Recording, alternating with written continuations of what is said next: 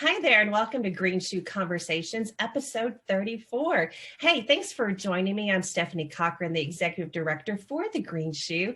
And today I've got with me Teresa Deck, our Clinical Director. Hey, Teresa. Good morning. Good morning. How are you? I'm good. Good. Well, I'm kind of excited to have this conversation.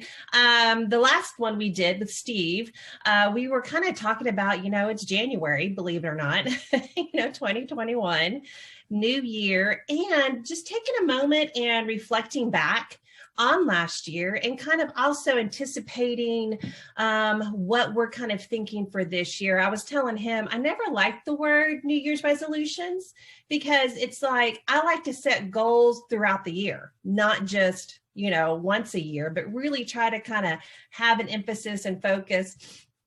And I know last year, one thing that we did as a team is I had you guys set a word of the year kind of as a focus. And we kind of reflected on that because who knew that 2020 was going to have the events that it had? Yeah. Nobody with all of that. Yeah. Exactly. So do you remember one of your words? I do. And when we were talking about that, it was renew was the word. And I had to think back. I remember where I got it because it's from one of my favorite Bible verses in Romans 12, verses 1 and 2. And it's one of my deeply held values is to believe and to honor God's word. And so in that scripture, Paul says that our bodies are living sacrifice, and we can renew our minds daily so that we can, for the purpose of serving others. And so that renew, I remember. And so I had to look back and think, okay, now, why did I choose this renewing? And I knew it was connected to what we do at Green Shoe too, because when we work on childhood relational trauma and healing childhood relational trauma, and renew means to make new again or to restore back to its original state. And so Pia talks about our original state of the precious child, our authenticity, and those 5 core characteristics that we have as a precious child. And so to renew back to that authentic precious child means to be able to renew our minds and our thoughts and align them to be in the middle of the 5 core issues that can get it out of alignment when we grew up in a dysfunctional home. So when I renew my mind and my thoughts every day, I can be that. I said precious person instead of precious child, because we can be a precious person and know that we're worthy of love. The first core issue of self-esteem, we can set healthy boundaries. I cannot be overly accountable for other people and under accountable for my own stuff. And then to express, to be able to verbalize and state, what am I thinking and what am I feeling? And that's being able to state my reality. And then living in that moderation and living with joy and spontaneity. So renew was like to make new again, to restore. And so we help people restore their self-image and how they think. And so I think that was why I chose the word renew. I know that was a long explanation, but it was tied back to the model, Pia's model that we use at Green Shoe. Well, and like I always say in great Teresa-isms, you said something that just really kind of impacted me, and that was precious person. And we do talk a lot about the precious child. And it made me think about yesterday, we were on a team meeting and we got to actually see a little precious baby. And I mean, he's just so precious, and thinking about, we don't lose that, and so to think of ourselves as that precious person, what an amazing gift that we give ourselves to kind of keep that. And, through, the year, we had a lot of challenges, maybe a good way of saying that. How do you think that word renew really helped you continue? Because, you were such a strength for us as a team and your family, so how do you think that helped you? I think that when I focused on the things that I was grateful for, because we could look at and focus on what we had lost, everything, all the freedoms and the things that we had lost during this pandemic, or we could focus on being grateful. And I know we started out the pandemic, and that's one of the things in March and April we focused on was being grateful. So again, just focusing on our mind, what we did have and not what we had lost. Being grateful for computers and FaceTime.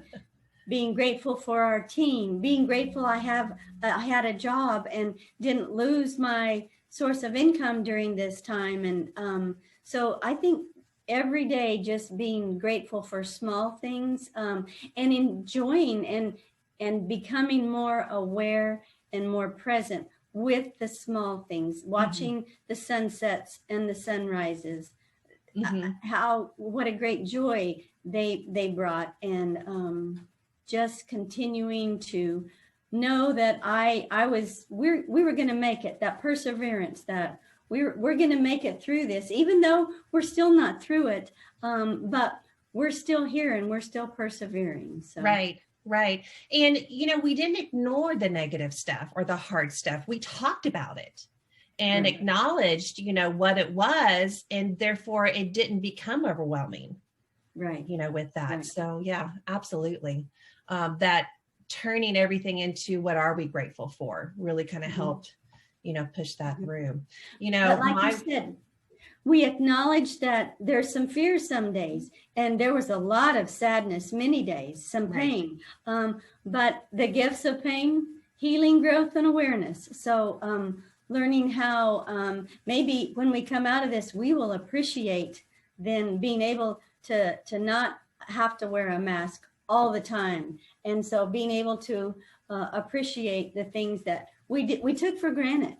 Absolutely. In relationships, that happens so often. We take somebody for granted, and then when they're gone, we miss them. Right. Appreciate face-to-face conversations. Yeah. With somebody. I'm looking forward to having more conversations and not using texting and the phone. Which that's what we use so much. So it'll be interesting coming out of this, those personal connections, to be able to get back to those. Kind of my next question, or what we were going to talk about, was lessons learned. But that was, learning to be more authentic in our fear, our anxiety, our pain. That was such a great lesson that this year has, kind of given us because of the gifts that came out of that. Absolutely. Yeah. What other lessons do you think you learned from this year? I think patience. Patience. And we're still needing that patience because we are still not through with this. And so learning to anticipate, and not in a bad way, oh no, what's going to happen, but anticipation with hope, that things could be better tomorrow. They will be better in the future. So anticipation with hope. I think that was another lesson. Compassion for myself and compassion for others. But I think especially for me, some of the personal things I went through, that learning, again, I had one of the things I struggle with, as I know a lot of our team members do, is that wanting to not make a mistake, wanting to please people, but wanting people to like me. And sometimes I know that was one of my things I had to work on when I was a parent, because I wanted my kids to like me. And as a parent, your kids don't always like the choices that you make and the boundaries that you set for them. And so being compassionate and still sticking to my boundaries was something that I've had to work on my whole life, and still working on that I can be compassionate and loving. And sometimes the most loving thing to do is say, no, this is the line, right. No. And so loving myself enough to say no. I think right. That was another lesson I learned this year too. Yeah, I do think this year gave us a lot of opportunities with patience.